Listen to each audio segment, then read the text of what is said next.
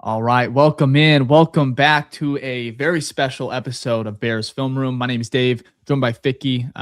The show is presented by SportsMockery.com, and like I said, it's going to be a very, very fun just episode. We have, of course, Valentine's Day, so shout out to everyone celebrating. Then, of course, got to get a little Bears talk in on a Saturday, so we're excited.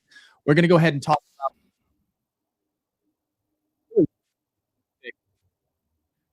Oh, sorry. I think Dave. I think your mic may have went out. Okay, now you're good. Yeah, it went out for a second. Can you hear me now? Yeah, you're good. Perfect. So some news that was released. The show is gonna go over Maxx Crosby. There was a price tag that was revealed by Bill Zimmerman on Windy City Gridiron, and so that's gonna be a very, very fun topic. We'll start with that.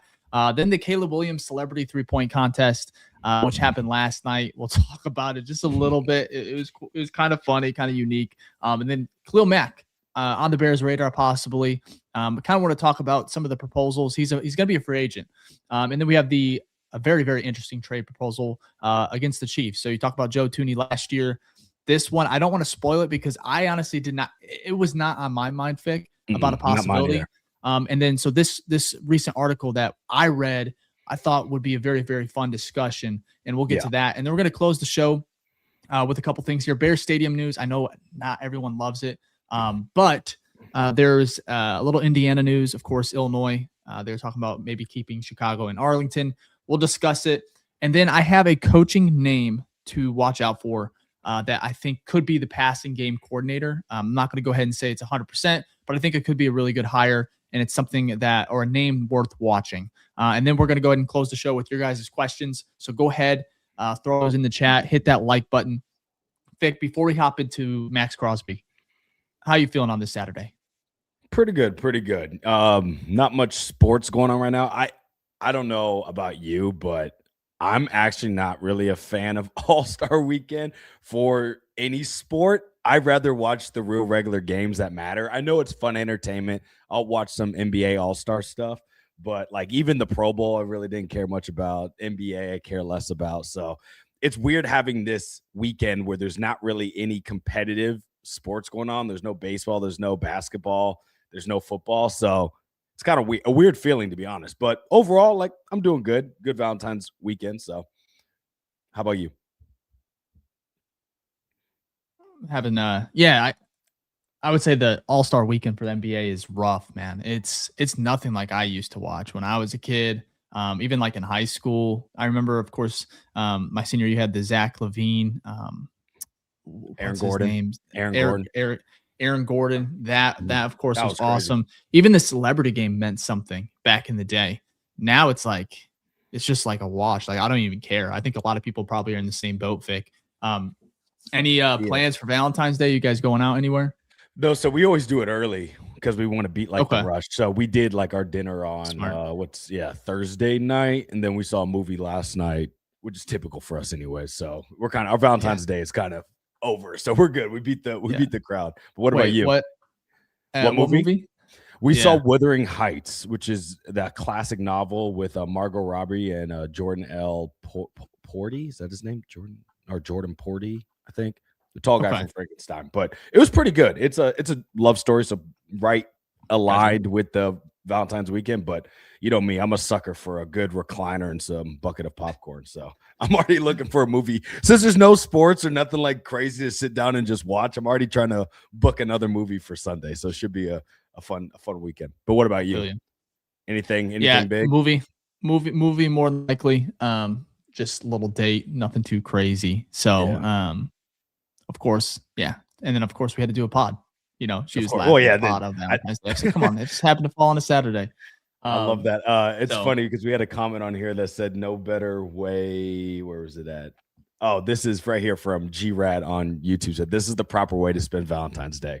Absolutely. You know what's crazy? I don't think we've talked about this, but next year, Valentine's Day falls on the exact same day as the Super Bowl. Are you serious? Not even kidding. It's literally the same day. Isn't that crazy? How many households is that going to split up? How many fights is that going to create? It's literally the same day. That is crazy. That honestly though, you can just be prepared for that one, you know, or just like we have a whole year to let them know. You just got to remind everyone probably 6-7 times a year, and probably 3 more times on the month of February that the Super Bowl, honey, is on Valentine's Day. So we got to either lock in the day before or the day after. But Vic, let's go ahead and hop in. Like I said, we have a lot of great topics today. And the very first one that I want to talk about is a Chicago Bears rumor, again, from Windy City Gridiron, Bill Zimmerman. He kind of talked about this on February 13th. So this was yesterday. And it was about maybe the Bears taking a swing on Maxx Crosby or Trey Hendrickson. That's nothing new. We've kind of heard those names growing up. But I wanted to touch on, let me bring it up here. Let's see here. So he basically said Crosby is definitely upset with the organization. This is per Bill Zimmerman, but that doesn't mean it can't be repaired. He has a good relationship with Mark Davis. That's the Raiders owner, I believe. Yep. He isn't moved. However, Bill said he talked to some people connected to the Raiders about what it might take. Neither of them felt that the first 2 round picks or 2 first-round picks were going to be attainable due to Crosby's age. So if someone offers 2 first, the Raiders will probably just take that offer and not look back. But he said one person said that he felt it would take Darnell Wright and a first-round pick to get the deal done. He said, I think that's silly. That Bears would never do that. That's off the table. Yeah. Other people have a more reasonable approach. So let's see here. It says, talking to one person connected to the Raiders, he felt the Bears 2026 first, a 2027 day 2 pick, and the DJ Moore, especially if the Bears ate some money and dropped his salary to about $18 million, is something the Raiders would strongly consider. I think that's an offer the Bears would have to strongly consider as well. He said it feels like the Bears' defensive plan is trying to bring in one splash defender that can act as a multiplier around him and then add a couple mid-level defenders as well. I think we could see 4 or 5 new starters, maybe even 6 on the defensive side of the ball this upcoming season. So again, shout out to Bill Zimmerman. A really, really good article. You guys check it out. We'll have it linked in the description. But that price tag, again, I'm going to read it. For Maxx Crosby, he said he talked to one player or one person connected to the Raiders. It was a 2026 first, a 2027 day 2 pick, which is, I kind of love that being it next year. And then DJ Moore. And that means the Bears also would eat a little bit of that contract. So I'm going to leave this off, Vic, with you. Initial thoughts on this deal. If you were offered this for Maxx Crosby, or if this could get the deal done, are you shipping DJ Moore out along with the capital? I think I've kind of been hard in the sand with the Maxx Crosby trade. It makes more sense to get maybe a Trey Hendrickson in free agency and then double down in the draft than having to give up so many assets for Maxx Crosby. Now, if you make this trade, I'll be excited. Defensive line got significantly better. Like, I wouldn't be devastated that you made this trade. But I think the more efficient move is to attack it in free agency plus the draft. Giving up a first sucks, especially when we've seen what Ryan Poles has done with his first-round picks. Darnell Wright, Colston Loveland, pretty good so far. Caleb Williams, Rome Odunze. I mean, he's on pace to be 4 for 4, no pun intended, on pace to be 4 for 4 with his first-round picks. So, and we know what first-round picks can do to a team. It can truly transform it. So I don't like giving that up at all. He's also been pretty good at his second-round picks. He obviously got Luther Burden, Ozzie Trapillo. He's had some other hits as well, which I can't pull off the top of my head. But, he's done pretty well in the first 2 rounds. So I kind of want my GM to keep the, ammo for his biggest strengths in the draft and keep nailing those first 2 picks because it's also a volume play. Yes, Maxx Crosby's great. Fantastic. Top 10 edge, top 5 edge in the NFL. It's only one person, though. And as we can see, one person does not drastically change your team, or the Browns would be great every year because they have Myles Garrett. It's not the case. You need a lot of players. You need a lot of depth. If you look at the past Super Bowl winners, especially this year, Seattle Seahawks, they had one of the, it may not have been the best defensive line, but it was the biggest depth defensive line. So they had pretty good stars across it, but they also had a bunch of good rotational guys, and that's why they caused havoc all throughout the year and all throughout the playoffs and in the Super Bowl like we saw. So for me, I'd rather play the numbers game where maybe we can get Trey Hendrickson in free agency, double down in the draft with like a Caden McDonald, Caleb Banks with that first pick in the defensive tackle, and then you could double down again in the defensive end, or even go first with an edge in that first round. Because this draft, you talk to like Daniel Jeremiah, you talk to Dane Brugler, they all say that this is a very heavy edge and defensive line draft. So I feel like there's opportunity where you can scratch off the lottery ticket multiple times instead of having to put all your chips in one basket and go on Maxx Crosby. So what about you, though? How do you feel about it? It's a tough one, Fick. What I loved a lot about that trade that Bill had talked about with, I guess one of the Raider contacts, was the day 2 pick was it a second? Was it day 2? Day 2. So that could be a second or a third. Yeah.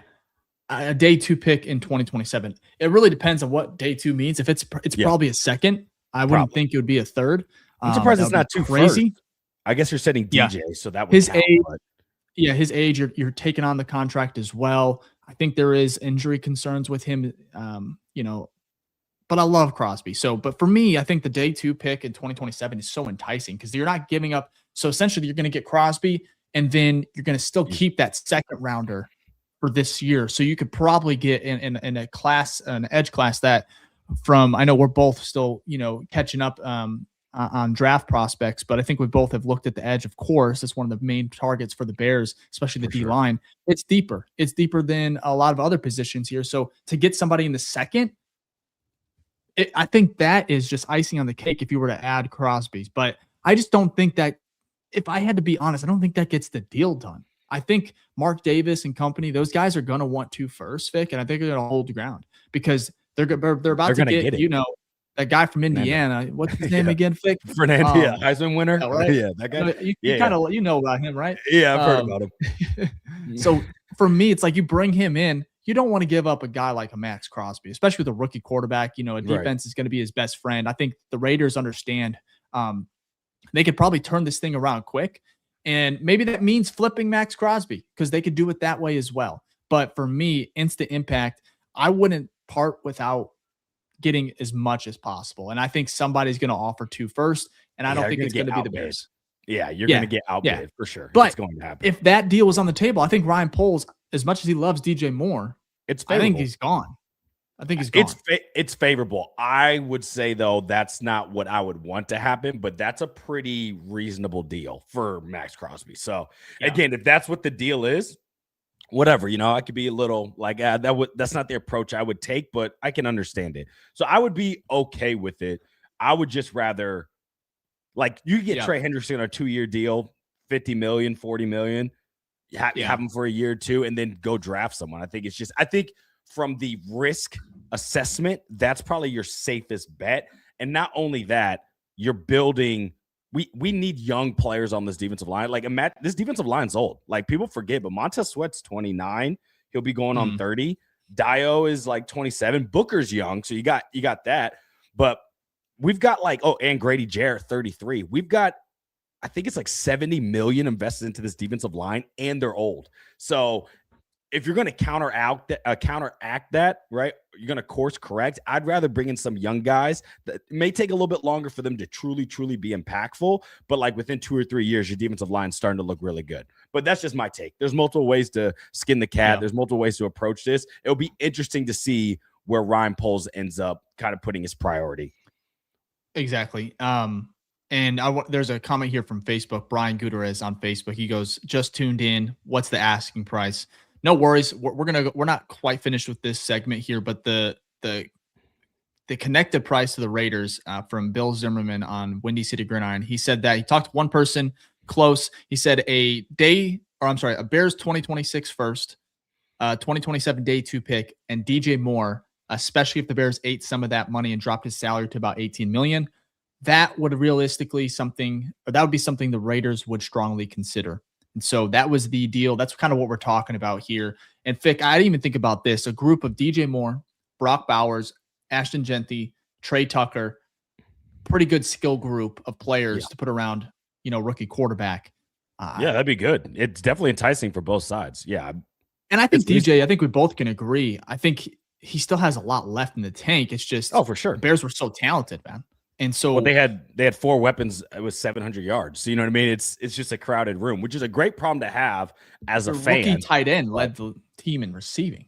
Yeah, crazy. That's unreal. Colston Loveland is unbelievable. So, but you give up. But the thing with DJ, and that's why I kind of I like going through the draft this year because I love Crosby. I even we'll talk about Khalil Mack, but maybe signing a free agent, a Trey Hendrickson, but then drafting still maybe 1 or 2 guys on the defensive line, whether it's an edge or interior.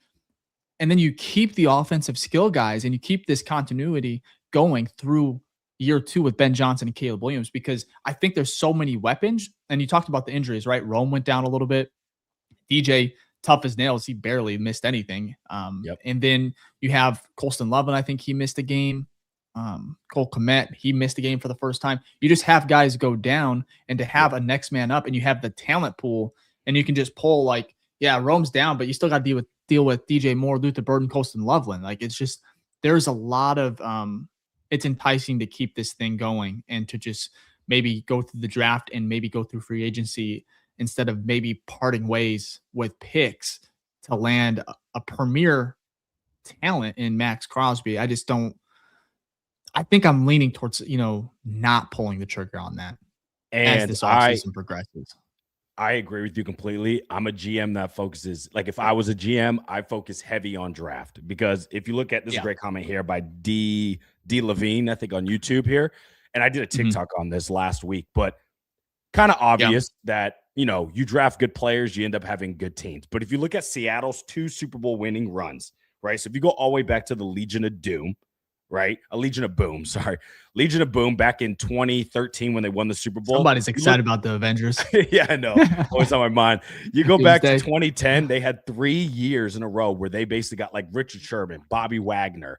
They got Cam Chancellor, Russell Wilson, the wide receiver. I can't remember. But basically, they drafted some of their top players that equated for 50 plus Pro Bowls in that 5-year span, was because they basically hit draft after draft after draft.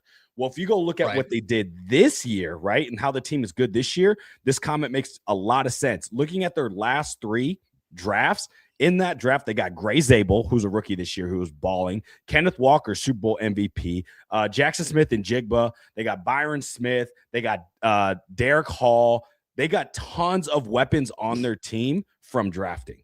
The only trade that they made significant was Leonard Williams trade, which is a good trade because he's been awesome on the defensive line. Didn't have to give up crazy amount for him, which was good. And then also they traded for Rashid Shaheed this midseason, right? And so that helped. But if you look at their biggest trade, which would be comparable to Maxx Crosby, it was the trade for Jamal Adams, where they gave up 2 firsts to the New York Jets and got Jamal Adams. And if you look at how that worked out, it didn't. That was the biggest risk, and it ended up being a big loss for them. But it's funny enough that when they played it more conservative and just focused on the draft and filled needs in free agency, they built this fantastic roster. Now, it's hard to hit on the draft. We talk about it all the time. But if you look at Ryan Poles' last 3 drafts, I'd be like, you're doing a pretty good job, right? No GM's perfect, but I'm like, if you can hit on one more draft where you can find 2 to 3 good to great players, solid starters, to one player that's at least that's a dog, then you have set yourself up for success. And I just don't think you have to make a trade like that just yet, in my opinion. I'd rather build through the draft. So that's basically my point.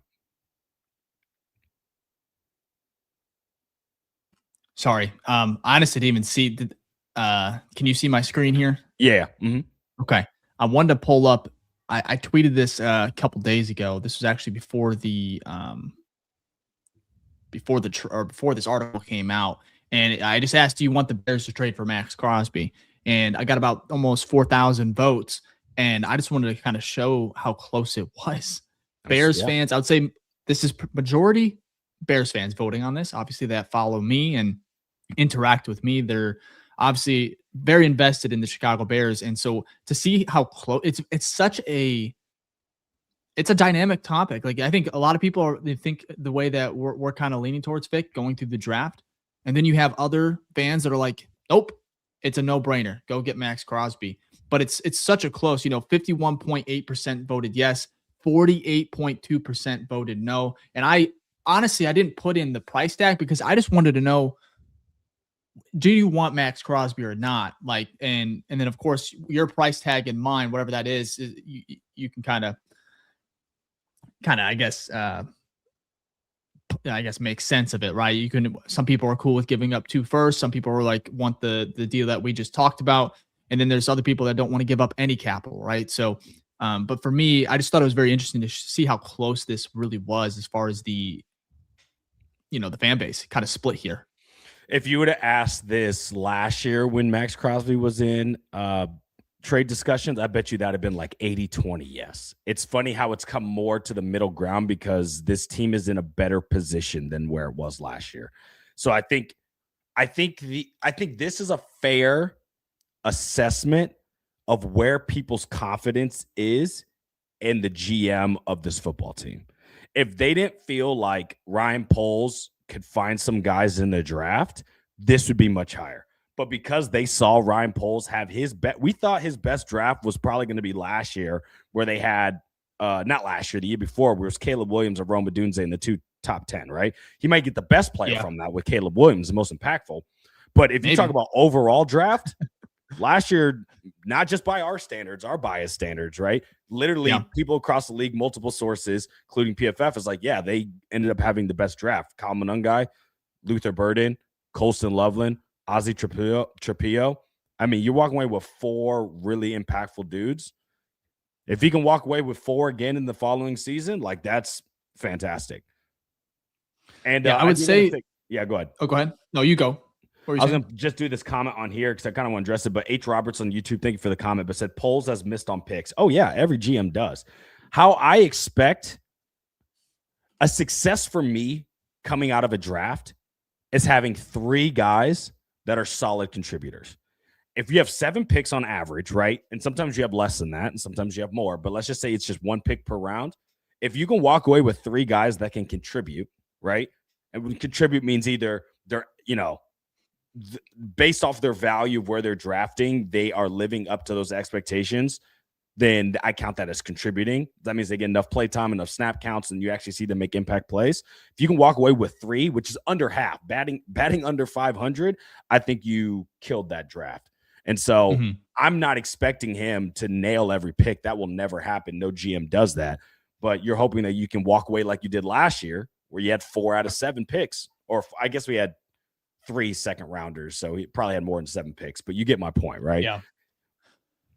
Because that's a third of you don't even know about Shamar Turner. Like, no, because he got injured. Obviously, the ACL injury was brutal. But yeah, I would say hitting on a draft like they did last year is kind of rare. It's hard to do when you're hitting on and I guess it's an easier position to kind of to find, but running back. But even to get the value you did with Monangai in the 7th is rare. It's hard to do.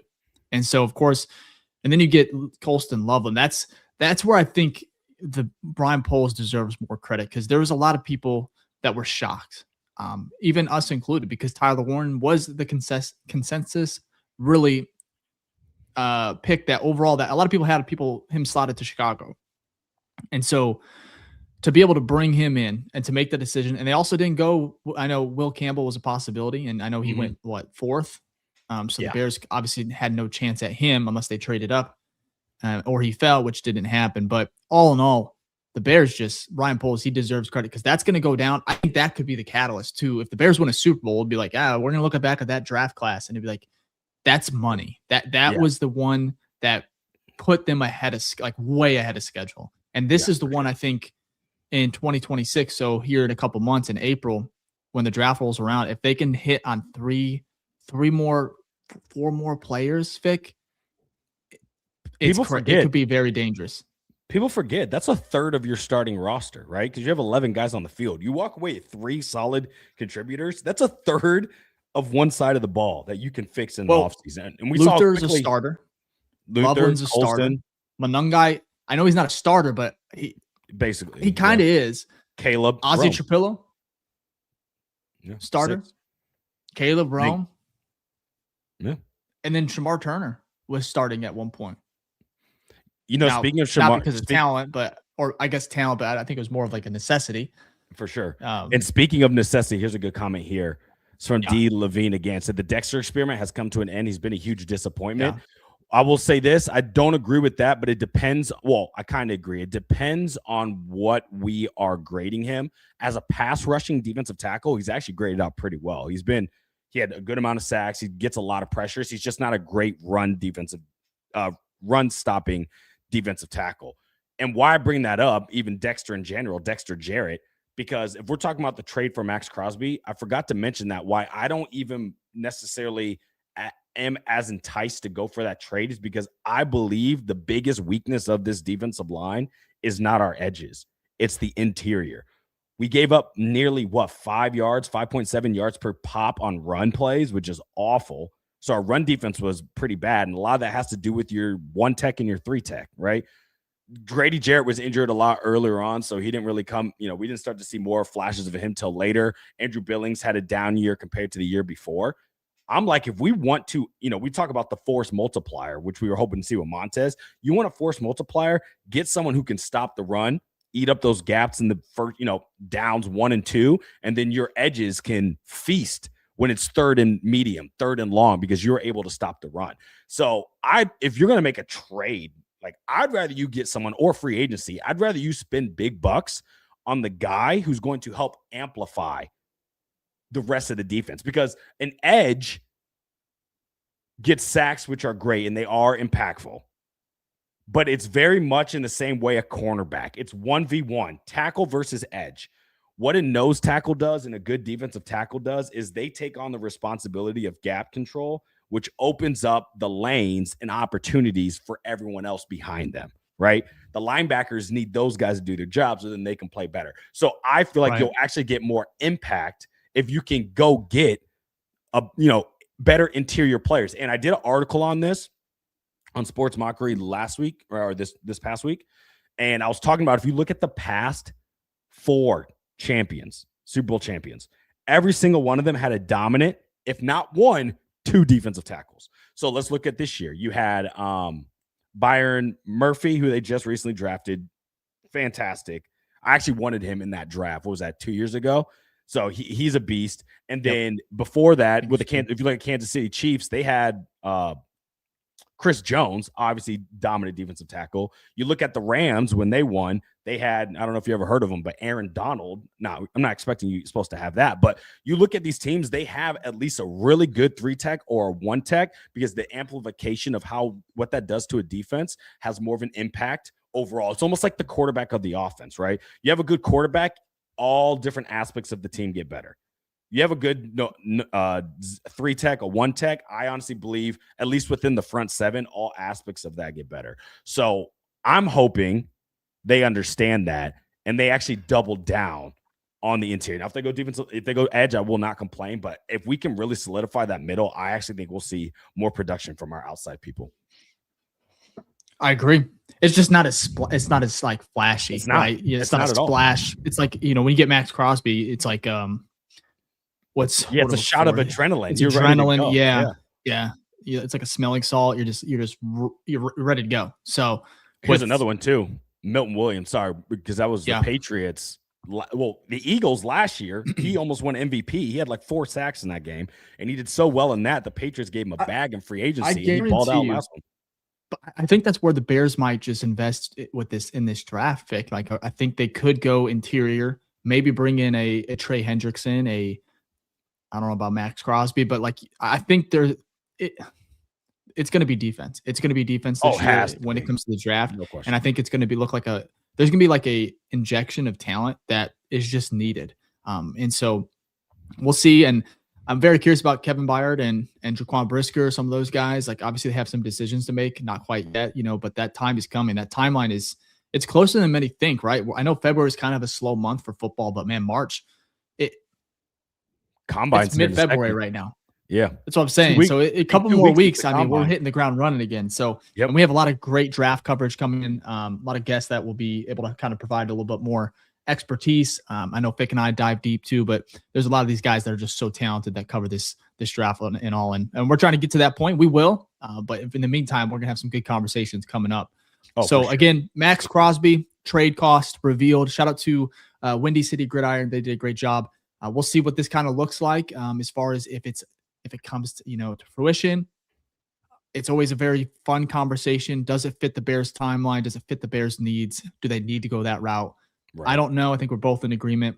If they got Maxx Crosby, I of course would be excited. We're going to be grinning I would ear to ear for sure. Yeah, no doubt about it. But again, a year check later, out the article. Yeah, check out the article. We'll have it linked. Of course, you can go to their website as well, and Bill Zimmerman to kind of read the entirety of it. So with that, again, hit that like button. I think we have over almost 800 across all social platforms watching on a Saturday, Valentine's Day, Saturday morning pod edition. So shout out to you guys. If you want to help with the pod, hit the like button, subscribe, stick around, and let's go ahead and take our first break, Vic.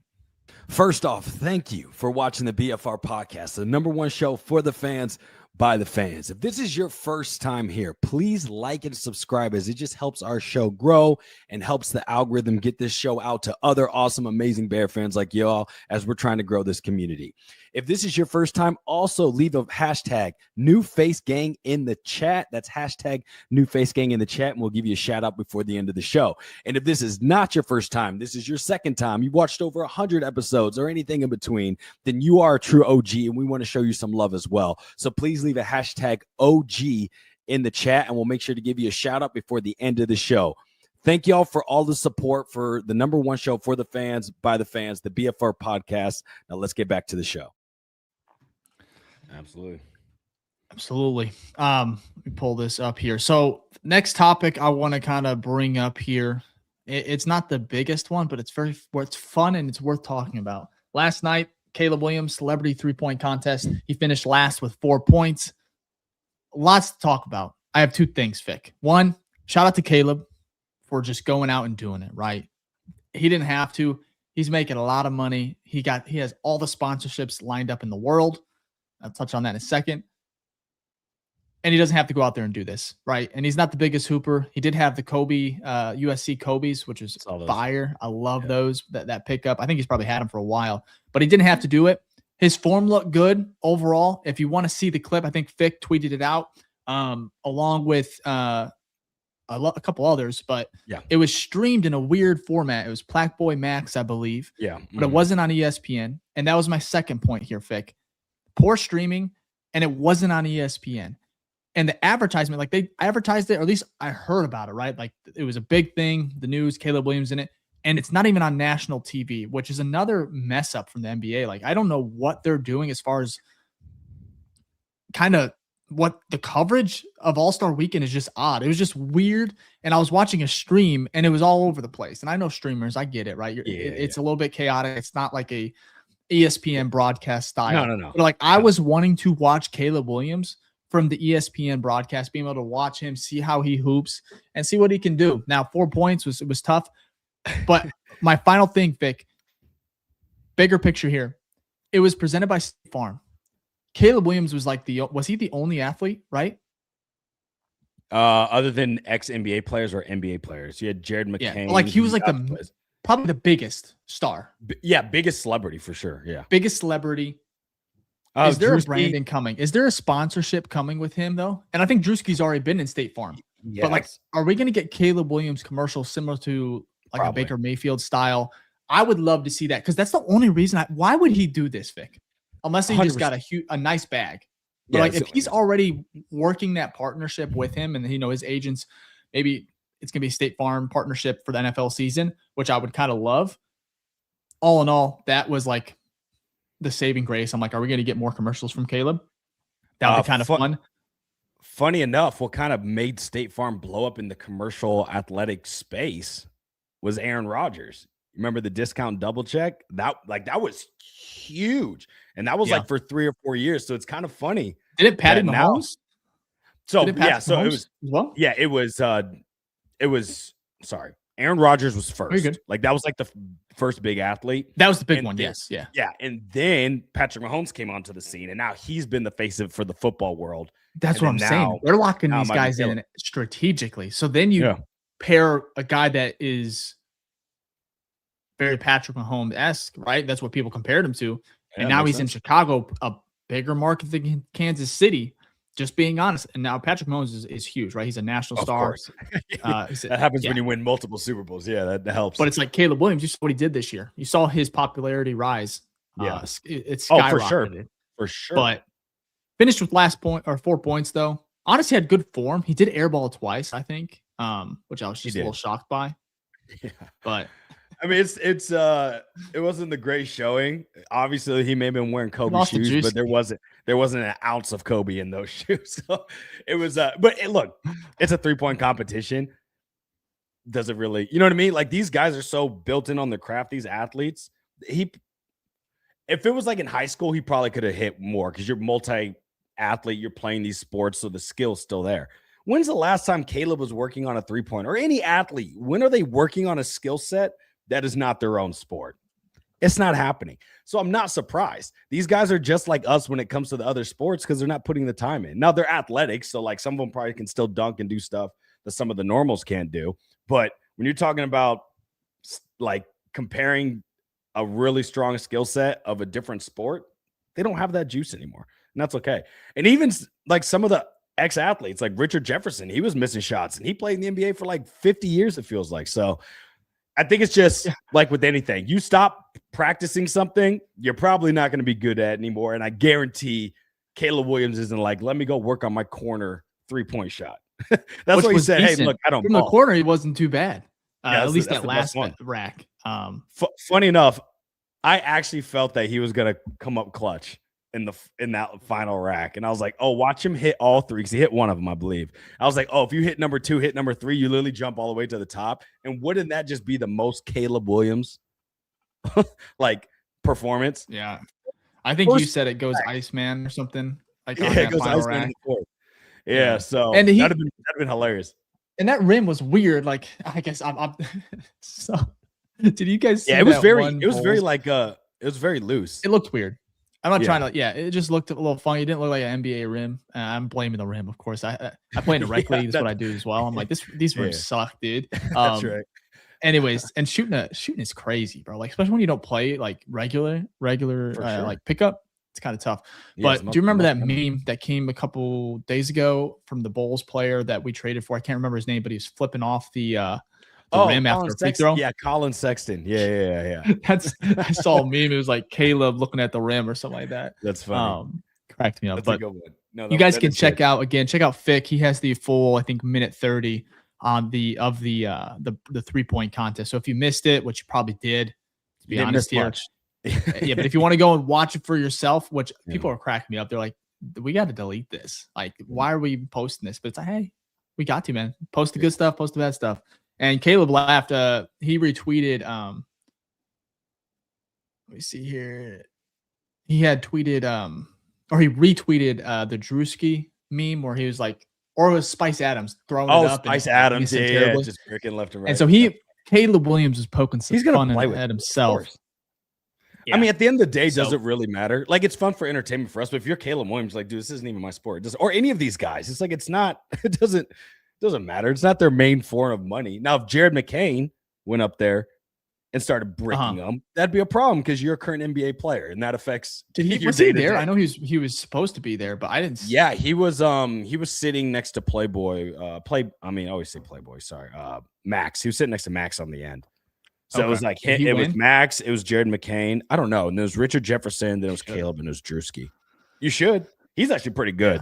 Yeah. He's a dog. He went crazy in Sixers. I'm surprised they traded him, but yeah, it was cool entertainment. We'll take it. Weird. I feel like it wasn't an NBA.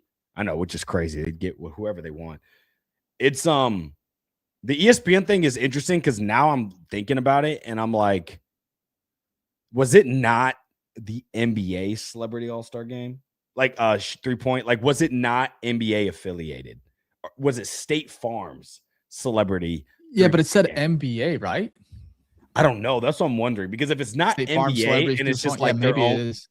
if it's that, then it's like, okay, I see why they didn't put it on there, because they put their Well, own. it felt like stuff. it felt like it was in the stadium, but like It looked like it. it was like an attraction in this. Like sometimes you go to the Bears game and they have other stuff, or you go like Las Vegas, right? You go to Allegiant Stadium, they have all these other activities outside the game that, whether it's halftime, you go out and you see, and this one felt like it was like that, where it was like they found a spot, put a court together real quick, blocked it off, and you saw fans kind of walking. So if you're walking through the stadium, you just see what's going on there, and you're like, oh, is that Caleb Williams? And it did feel like it was not a national.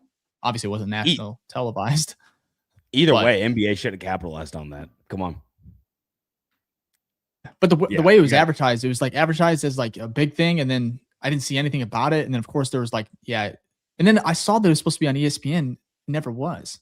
So it was just conflicting information all around. So I know it's not an NBA talk, but did you see the photo of the celebrity game of the stands? And it was like half empty, like during the game. There's like no one there. And I'm like, bro, how is this happening? And again, this kind of goes back to my original thought of how the All-Star games people just don't care about as much anymore. Not just the NBA. I don't, yeah. I didn't watch the Pro Bowl this year. They had the Pro Bowl, Dave, on a Tuesday. The Pro Bowl's competing with American Idol. What are we doing? You know what I mean? Like, it doesn't. I think people realize that the value of what you're getting from it isn't as important because the effort's lower and there's no actual high stakes.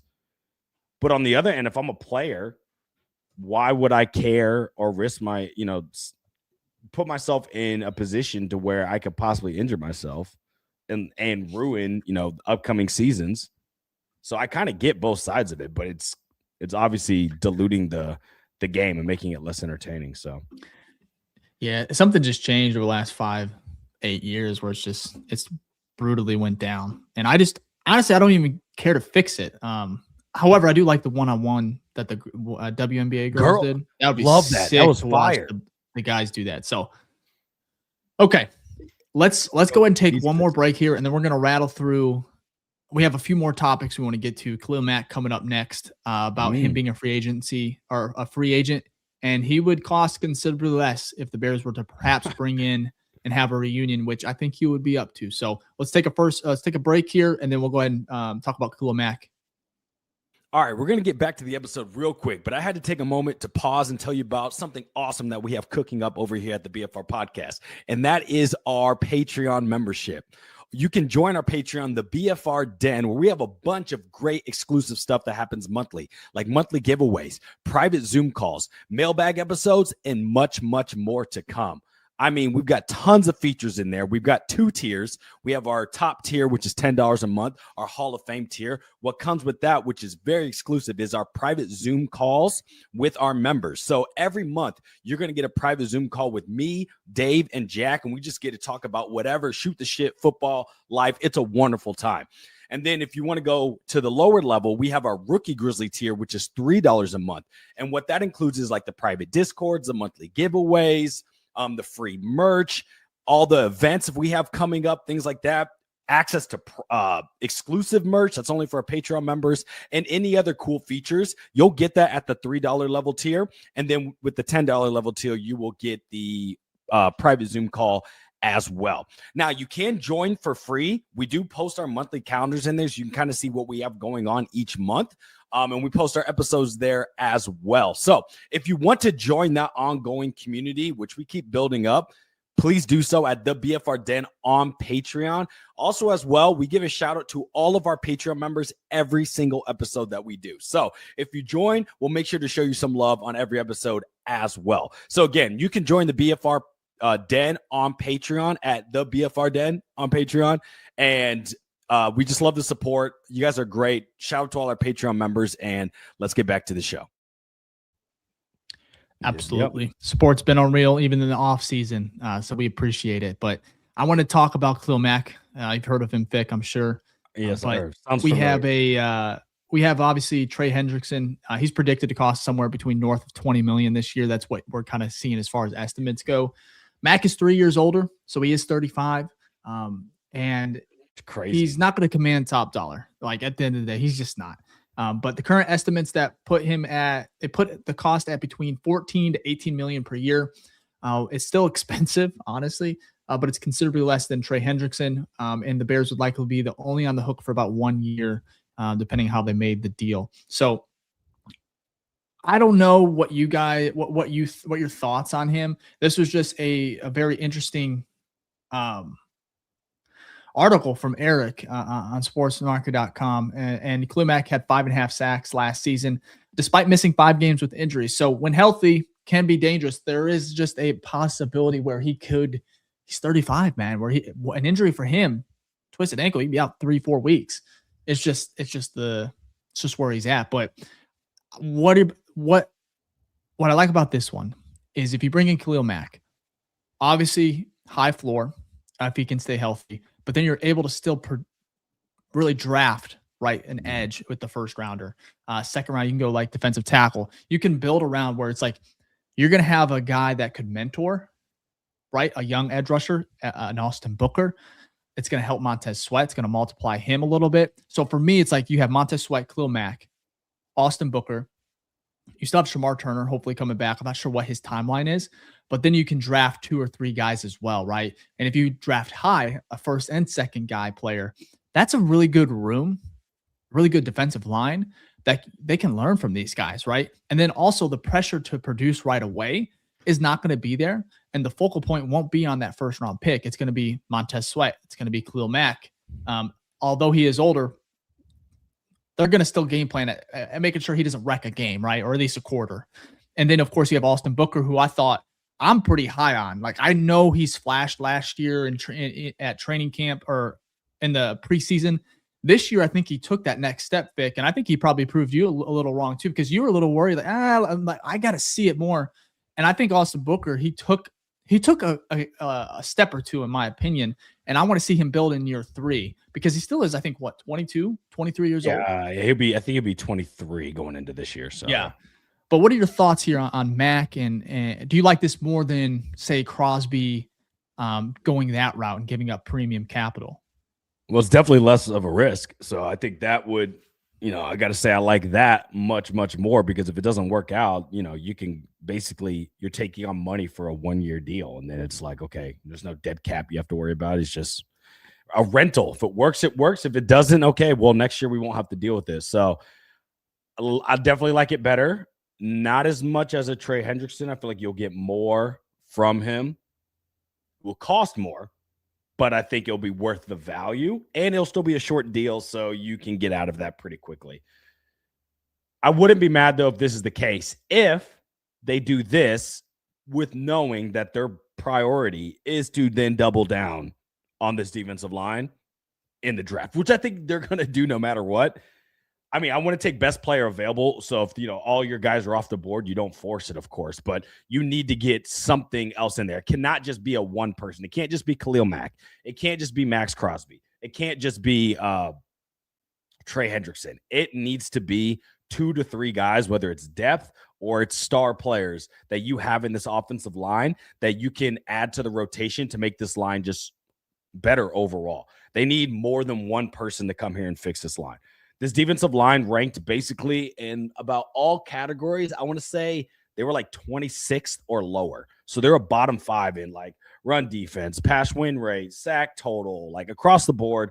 They just don't do enough. So you need a lot of guys to come in there and fix it. In the same light that we saw on the other side of the ball with last year, we have to remind everyone, this offensive line gave up, well, not this one, but the Bears offensive line gave up 68 sacks last year. What'd they do this year? They brought in 3 guys, Jonah Jackson, Drew Dahlman, and Joe Tooney, and they drafted a left tackle in Ozzie Trapillo, and they had Theo Benedict as well for the previous year. So within basically one offseason, they got 4 new guys in, and you saw how quickly they could change that unit. So I'm expecting the same thing from the defensive aspect, where you need to bring in 3 to 4 guys. And honestly, if you hit on like 2 or 3, you can significantly improve that unit just like that. So I actually feel hopeful that they can do it. I just hope they kind of go all in on that, because you guys used to joke with me about, being the king of the trenches, but that's really what it is. I feel like the older I get, the more I learn. It's like you get your offensive line right, you get your defensive line right, and you have your quarterback, you have a really, really, really good chance to make it far. And you see that year in and year out. If you look at just this past season, the 4 final teams was the Broncos, Patriots, Seattle, and the Rams. Rams have a great defensive line.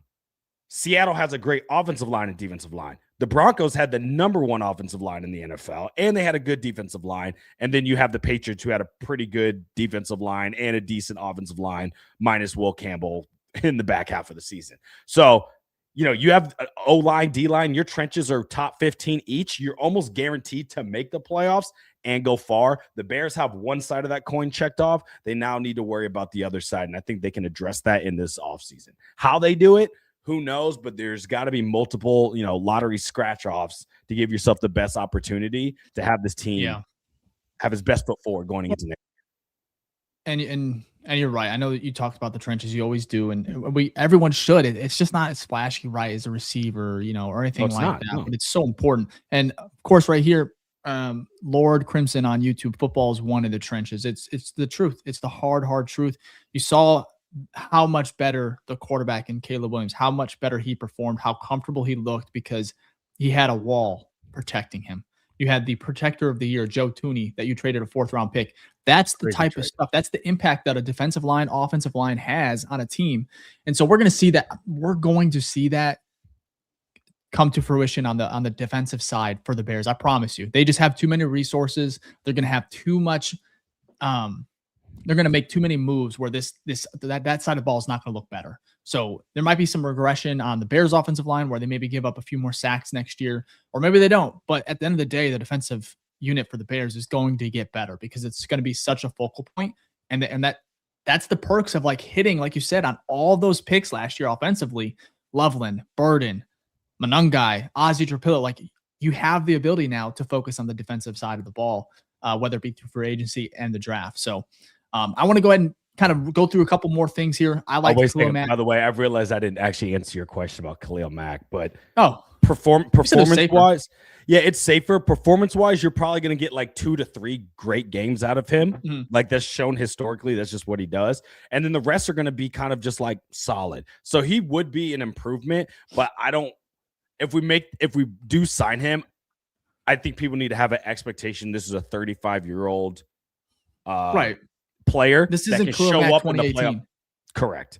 So, which is fine. It's still an improvement. It's a good rotational piece to have. He still grades out really good when it comes to run defense, but he does not have that same pass rush as what we saw. But he could wreck a quarter. He could wreck for sure. He can wreck a game. He can wreck a game still. He gets he had 3 game records last year. Now, the consistency of that is that you're not seeing it injury, 8-9 games and things like that, but he's also 35. So, you're getting if you can get 3 to 4 games out of him for a decent price, that's something you could do, especially since it'd be a nice addition. Again, we want to have enough guys in the rotation on that defensive line to where, if it's not Khalil Mack, it's Montez Sweat. If it's not Montez Sweat, it's your draft pick. If it's not your draft pick, it's, Javon Dexter. That's what we want, where it's a bunch of different names making plays. So when the other one isn't, someone else can take advantage of those 1v1s. So, yeah, good stuff, Vic.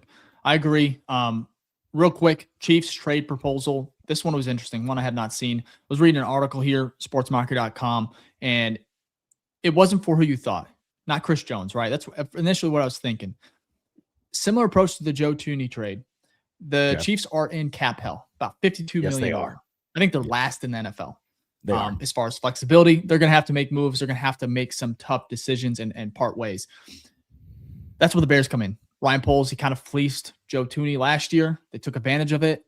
That's crazy. Another late round pick. So they could be Jalen Moore, left tackle.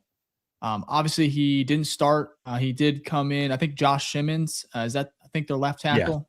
Yeah. He got hurt or he had personal reasons, and so he missed some games. Jalen Moore came in. He's not flashy. He's not a probably long-term starter at all, but that's not what the Bears need here. But there was a similar or a trade proposal to get Jalen Moore. The Bears would send a late round pick for him, and that would be insurance for Ozzie Trapillo, who is not going to be ready to go to about mid-season, maybe a little bit later. And so you bring in a stopgap where You're not going to have to pay him. He's on the final year of his deal, and I think it's $15 million, but you bring him in as a stopgap. And worst case scenario, he plays really well. Great. He parts ways. Maybe who knows? But then you get Ozzy back. What I'm saying here is I like the insurance that could bring. Where right now, I know they brought back Theo. They got, I think Braxton Jones is a free agent, right? Yes. Where he could come back. I was actually about to bring him up. I was looking up his. So that's the question of the day: is how do they feel, right? Because at the end of the day, Ozzy's not going to be back. He's not going to be back.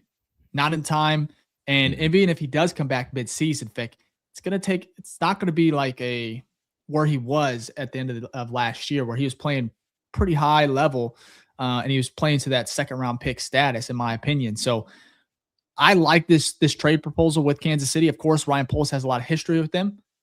This is where you got to take advantage of, where teams like, unfortunately, the Chiefs have had a lot of success, but now they're kind of paying the price for some of these like contracts they had to pay, right? Chris Jones being a big one. So what are your thoughts on Jalen Moore, Chicago, for a late round pick? I mean, I'm not mad about it. It's definitely a rental, which is okay. That means you're truly expecting that Ozzy not only comes back, but due to that patellar tear, doesn't regress, which we've talked about it. Patellar tear, huge injury. I think there's some number out there, like 50% of people that come back from that injury never play as well as they did before. It's a horrible injury. Obviously, advanced, health and medical stuff has made some of these injuries not as impactful as what they were before. Ooh. So, not saying it won't happen, but there's definitely some things not in his favor. Mm-hmm. The question is who you're comparing him to. So we actually talked about it when we did the off-season kind of proposal that Eric did for Sports Mockery. He's talking about signing Cam Robinson, the left tackle. Cam Robinson and Braxton Jones are kind of comparable in like their skill set, like average left tackles. Okay. You're going to have to pay Braxton Jones like about $5 million per year, like a $2-year deal. And I think Cam Robinson is going for 13. So Cam Robinson is much more expensive, $13 million a year. But with Braxton Jones, you're getting someone that you kind of know about and for much cheaper. And he's not too far off statistically from Cam. So I'm like, why give up an asset for a guy when you can get someone that you've known for, well, at least Ryan Poles has, for 4 years now? You've seen that he is serviceable, right? He definitely has some weaknesses, but a lot of players do. He's not a perfect player, but you can get him for only $5 million a year. Give me a 2-year deal of that. He'll be your swing tackle. And we've talked about this even when he lost the job. Braxton Jones would be a top depth tackle, swing tackle in the NFL. He wouldn't be a top starter, but he would be a top swing tackle. So getting him back, I think, would probably make sense, not only from the skill wise. You're talking about Jones, right? The price. Yeah. What did I say? No, I'm just making sure. Yeah, Braxton Jones. So I think out of the three, like, I wouldn't be mad about Cam Robinson, but that's more of like we're betting on him being the left tackle a little bit longer. I'd rather have Braxton Jones. He'll be your backup as soon as Ozzy comes back. But he's going to be starting. Yeah, but it's only 5 minutes. He started this year too. He started 4 games. I know. I guess I'm just like a little. I don't know if as fans, we're kind of like over him, but like if you were to take a step back, it's not even fans. Just watching him, he just had some moments where it's just like you talk about, like, how Khalil Mack can wreck a game. I think Braxton Jones could wreck a game by not being great, but like himself, he can have a really bad rep where it's a strip sack or even gets Caleb injured. Like, I just don't think it's. I hope they explore.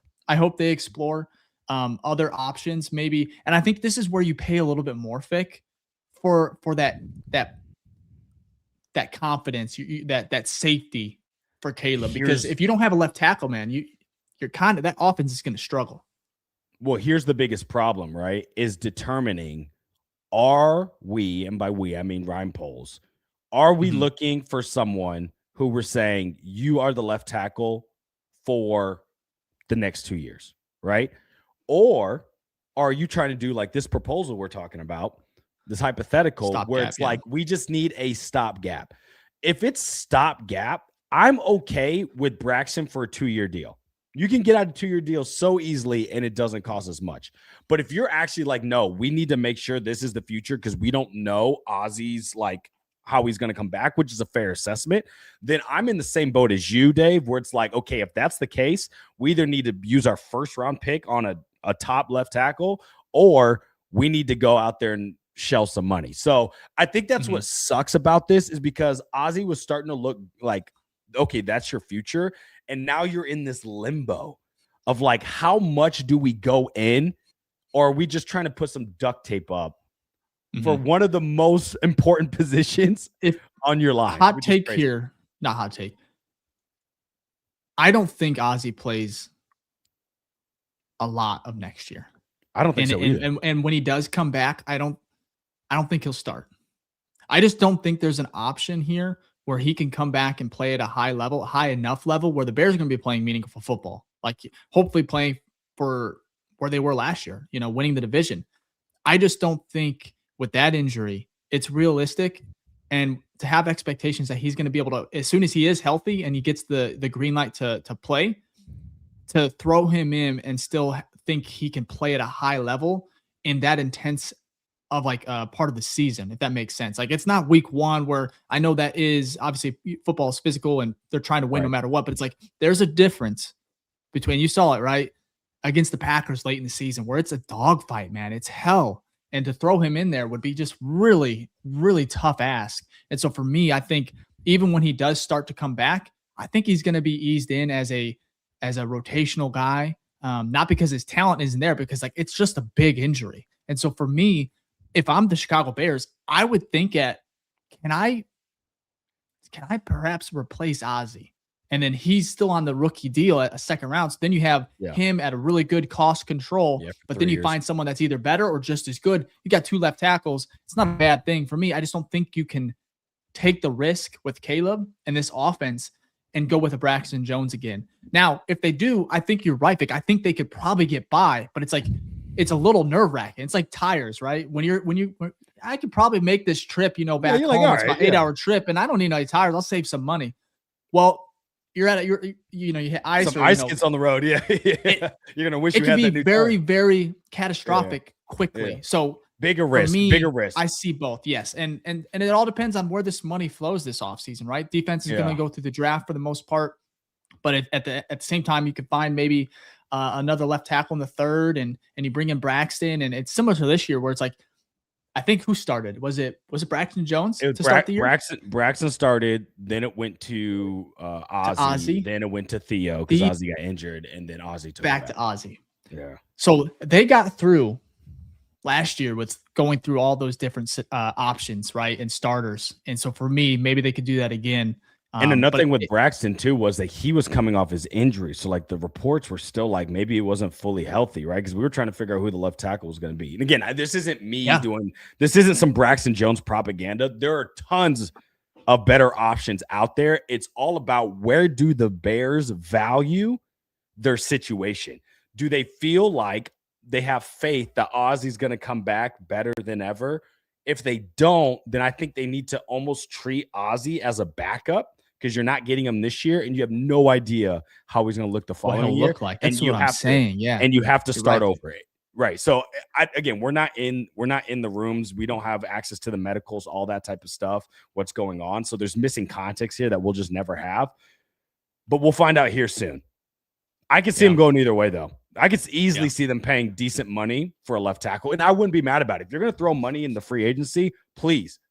The trenches. We saw how it worked last offseason. You threw money at Drew Dahlman and you made 2 trades. And guess what? That did fantastic. So go ahead. If you need to throw it at a left tackle to make sure your quarterback stays upright, even though he normally doesn't get hit too much, then albeit you got to do it. So I'm okay with that. I'm just saying I could see the possibility of them bringing Braxton Jones back just due to comfortability and it's just not much money. Again, we also have to restructure contracts. Yeah. We're $9 million. He's familiar with the offense too. We're $9 million in the hole too when it comes to free agency. People forget that. Now we can get out of it because we can restructure a whole bunch. I see that, but come on, we're gonna be fine. No, but I'm saying though, we still have. It's not like the previous years where it's like, oh, we can go ahead and throw out $30 million. Who cares? Like we have to do some stuff first to free. We can free it up, but we have to restructure. But that's what I'm saying. But I think they can get into the top 12, top 15 cap space with a couple moves. I think they have the top 5 amount of contract restructure value, which means that most of their contracts the guarantees have already been paid out, so they can restructure a whole bunch of them. It's almost like the whole offensive line. Drew Dahlman, Joe Tooney, Jonah Jackson can all get restructured. Cole Kmet can get extended. DJ Moore can get restructured. So there's a bunch of options they can attack here in the offseason. But awesome. Let's go ahead and again, a reminder here, we have over 1,200 across all socials. 100, almost 200 of you guys watching on YouTube alone. If you can hit that like button, if it's first time watching us, Bears Film Room, we go live every single week, twice during the season. I think we're going to try to do twice during the off season as well. Just depends on the news and the cycle. But hit that like button. We're talking Bears the entire off season. We have a lot of draft coverage coming up. Of course, free agency, we're going to have it all for you. So again, if you want to stick around, subscribe. We appreciate the support. Fick, I think we have one more break, and then we'll go ahead and finish up the rest of the show. All right, sounds good. All right, before we close out the show, I got to tell you about some awesome stuff that we have cooked up on the BFRstore.com. As you can see here, we have hats, hoodies, mugs, stickers, a whole bunch of fire stuff, and we're always working on new creative designs. Maybe jerseys coming. Yeah, who knows? But you can check it all out at thebfrstore.com. All the proceeds from the merch store just goes back right into the show. And plus, we want to give you fire stuff because we want to look fly all the time. And we want y'all to look fly as well. So if you want to support the BFR show, go to the BFRstore.com. We appreciate all the love and support. Now let's get back to the show. Cool. Absolutely. Fick. I want to go ahead and 2 things. I want to skip the Bears stadium news. We'll save that here for a second.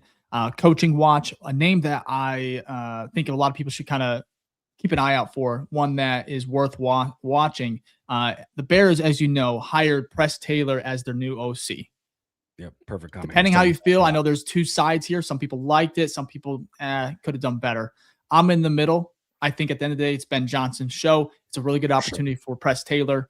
And it didn't make sense to move Antoine Randall L to – I think he's the assistant head coach, right? He has a lot of input. I don't think that was something he wanted to move towards. But a name to watch for the passing game coordinator, because Press Taylor, obviously, him moving up, getting promoted, leaves that hole. Connor Singer from Arizona, he interviewed for the OC role. He's obviously the passing game. I forgot the title. It's not passing game coordinator. They use something different in Arizona. But he's 30 years old. And Brad Biggs had touched on, I think, in his mailbag episode, he's a name to watch as well for the role in Chicago. And so for me, if the Bears can pull him and put him on this staff, and I think it would be I think it's going to be a lateral role, but I think obviously the pay, there would be some type of promotion here, right? Making the move to Chicago. But it would just be a strong hire. And I think there'd be another impact. This would be another great impact on Caleb Williams to have another mind like this, because he's considered one of the more bright minds, rising NFL minds offensively in this league. So I think that one, I just want to put that out there to watch his name. I don't know when. I don't think there's any urgency for Ben. He hasn't shown that to get this kind of figured out or at least finalized. But if he does that, they don't promote within, that would actually, I think, finalize the coaching staff for the most part.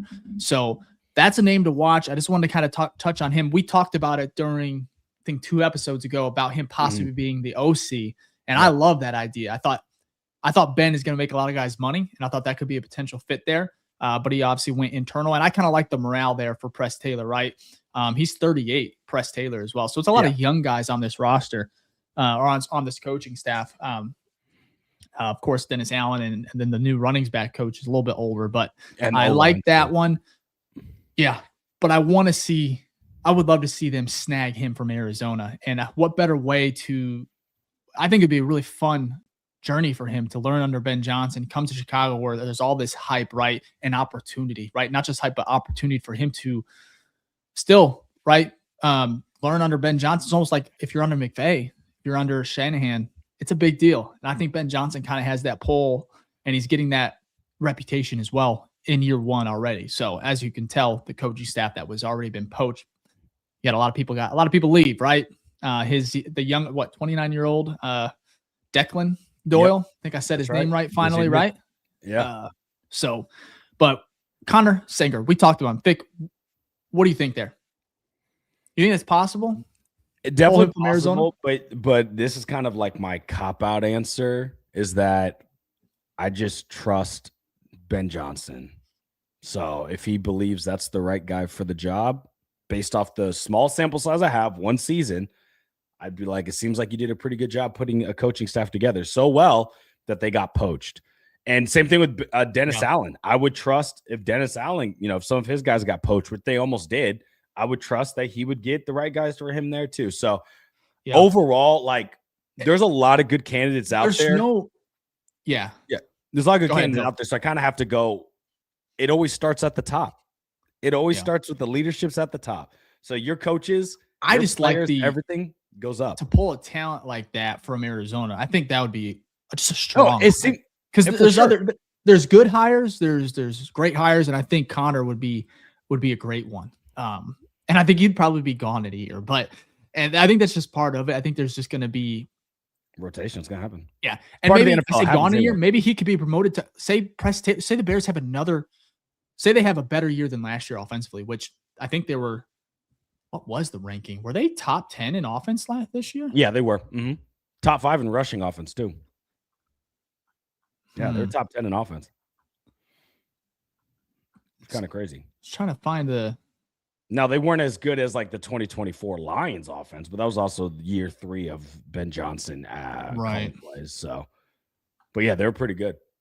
They were top 5. I know for sure they were top 5 in under center offense, top 5 in rushing offense, and top 10 in overall offense. So in 2024, 18.2 points per game. In 2025, under Ben Johnson, 25.7. So it's a big jump. All I'm saying is say Press Taylor and the Bears have a great year again offensively, and they even improve on that. I guarantee you probably Press Taylor might be gone.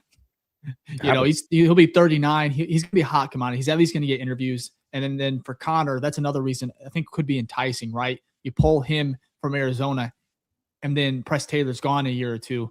Who's the next man up possibly? I think it's your passing game coordinator. It could be Connor Sanger. I think it's saying his last name right, but I'm going to call him Connor. Just keep it simple. So anyways. I mean, look, this is what happens. Look at McVay. McVay loses coaches every season. He's losing coaches.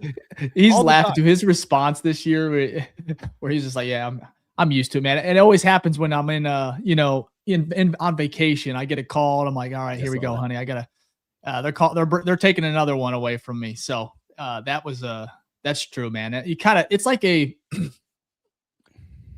what's the word? It's a compliment. It's the biggest compliment in coaching is when your guys are hot commodities and getting poached. It's weird to say. It sucks. It's like not ideal, but you kind of love it. So yeah, what it means is there's success. You're like winning in any business, right? You're a lawyer and you have a young prodigy and you're helping a good intern. Yep.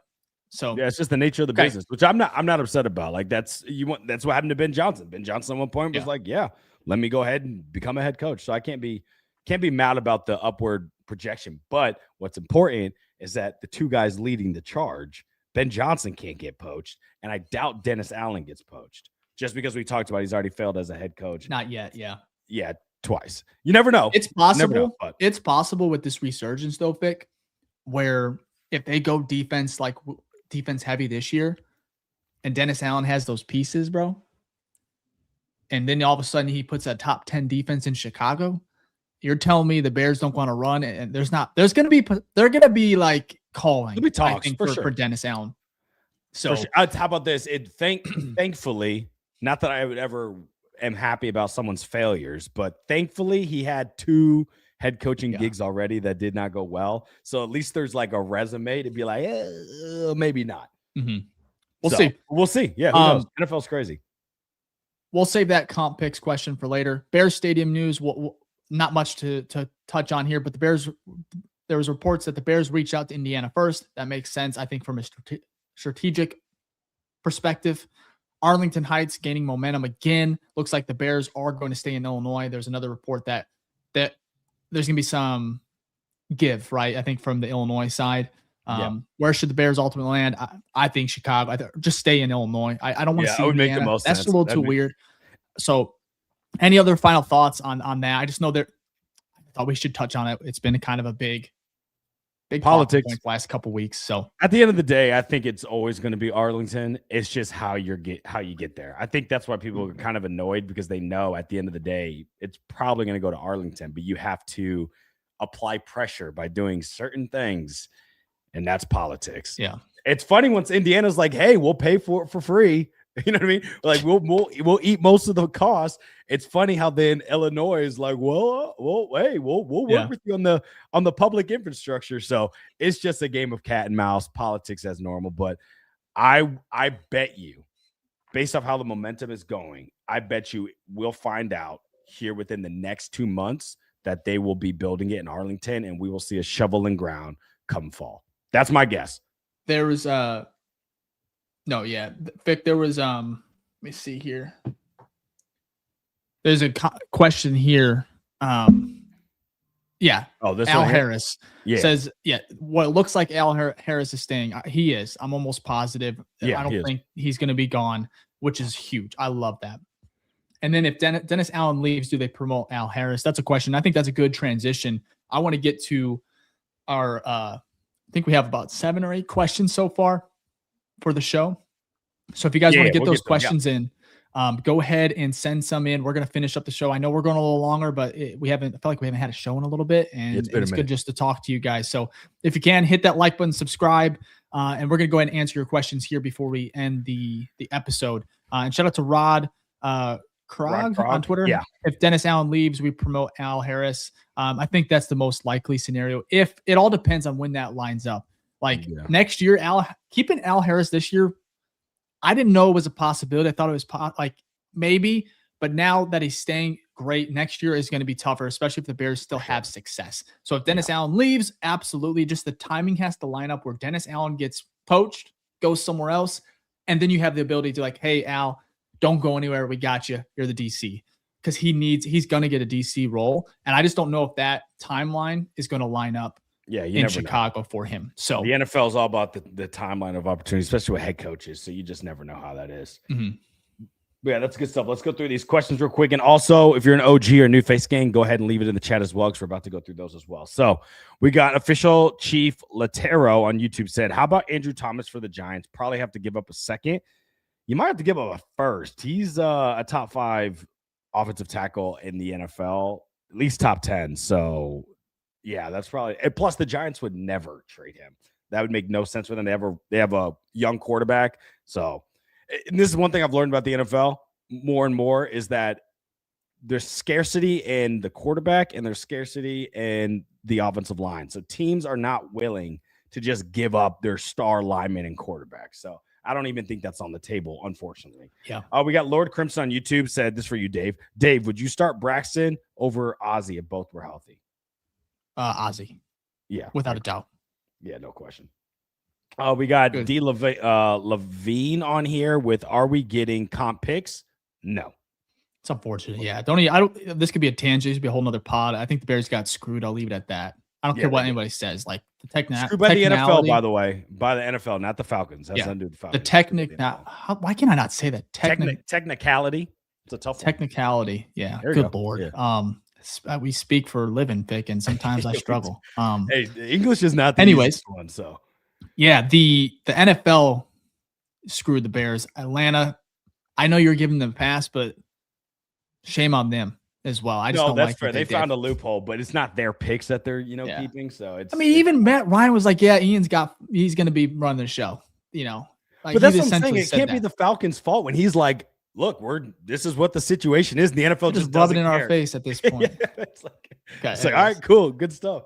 That's awesome. So fun. Not the end of the world, to be fair, but it's like we got teased. It's like, close. we're getting these. So yeah. We've seen worse, there's definitely with how this team has been the past 2 decades is definitely not too bad.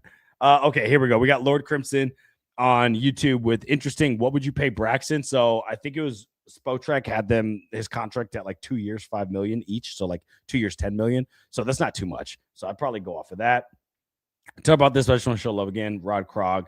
If Dennis Allen leaves, where we promote Al Harris, that's definitely a good opportunity.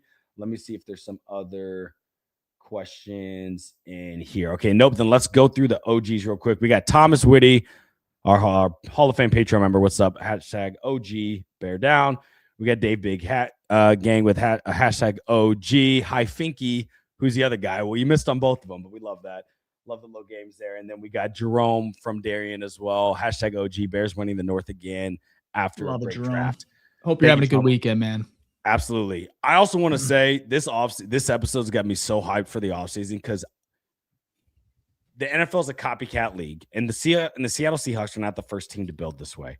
But if you can get 3 good drafts in a row, you are setting yourself up like significantly to be playing to host the Lombardi next year. And right now, I think the Bears have 2 in a row, and they're just 1 away. So if you can really get this one right, I really think the longevity of the run is impacted. It's normally longer. It's like 5, if you hit on years. Those 3. You hit on another draft. You got it's not just like good players. It's good to great players at great deals. Yeah, you're saving money. At least you're like going to pay 3 Caleb. to 4 run. You're going to pay Caleb here and probably after this year. You're probably going to extend him or which would be pay smart. him big time money early. Yeah, I would get. But that's why if you hit on those draft picks, you're saving on other key positions, valuable positions, critical roles, but at a discount while you're paying your quarterback. So we'll see. But wow, what crazy stream, by the way. You guys are amazing. I just want to say that again. The support on this show has been unbelievable. It's a Saturday morning. It's noon now, Central Time. And you guys are just showing so much love. If you can, just keep hitting that like button, subscribe, tell a Bears fan. We're excited just as much as you guys are. I know there's a lot of off-season junkies, and the draft is just right around the corner. So if you can, like I said, keep showing support. We're going to keep pumping out shows and just having fun conversations.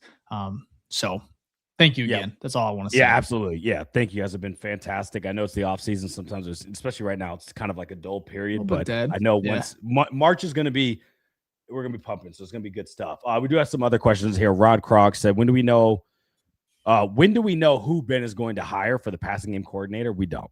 So we're going to have to just wait and see on that one. There's technically no rush because the official new league year doesn't start till March, I think. So I think we still got about 2 weeks or so. There's a question here that was saying, like, don't we have $70 million in cap space? That is not correct. The Dave Big Hat Gang followed up with saying we have -5. I think it's like -5 to -9, but yeah, we can get out of that easily, but we don't have. Yeah, it's fluid. We can get out of that easily. So cool. Check out our work on sportsmockery.com. I know Fick and I are both writing couple articles a week with the draft coming up. We're going to be looking at some prospects, so check it out. And then of course with free agency, if you want to stay up on top of the news, anything Chicago Bears related, really Chicago sports, check it out, sportsmockery.com. The site's upgraded. Our guy Chris is doing a great job over there with insane improvements. So you guys check it out if you haven't been on there in a while, and then support Fick and I, of course, with our articles and the pod. We appreciate you guys. Follow us on all socials. I think we're almost at 20,000 for the BFR. Crazy. Awesome. Twitter, which is just awesome. And of course, our TikToks, YouTube. You guys have been showing support over there for a while now. So thank you. Keep it up. Fick, anything I'm missing here before we clean up? You got to give a shout out to our Hall of Fames as well. So let's go ahead and get to our Hall of Fame Grizzly members. Shout out to Michael across the pond, Gage, Phillip, Michael Barry, Angie Wright, Ryan Reeves, Daniel from across the pond, Thomas Whitty, who is on the chat, Tito, Dave, and Jerome in the chat as well. Much love to y'all, and Chris to top it all off. Appreciate all of you Hall of Fame Grizzly members. Thank you for holding down the den during the offseason. And, of course, we got to give love to our rookie Grizzlies as well. Alex, who's probably lifting right now, Chris, Ethan, Lee, Caleb, Jason, and Megan. We really do appreciate all the support of the Patreon. If you want to be cool like them, get a shout out every show, you can join the Patreon in the link or look up the BFR Den on Patreon. Have a bunch of cool stuff on there like we always do. So appreciate all the love and support. Yeah, I think that's it. Again, insane show, insane morning. Hope you guys enjoy your Valentine's Day. Enjoy the weekend. As far as our schedule, we'll be back next week. We're looking probably at Saturday, unless we get some news to kind of react to midweek. We have a mailbag episode coming up, and then, of course, a lot of guests lined up for the offseason, starting with some draft stuff. And then free agency will be the biggest key date to kind of look forward. We'll do a similar to last year where we covered every single day of free agency. We'll do it again and then hit the high notes as well. So support's been unreal. Before you head out, hit the like button, subscribe, and you guys enjoy the rest of your weekend. Bear down. Happy Valentine's Day and peace.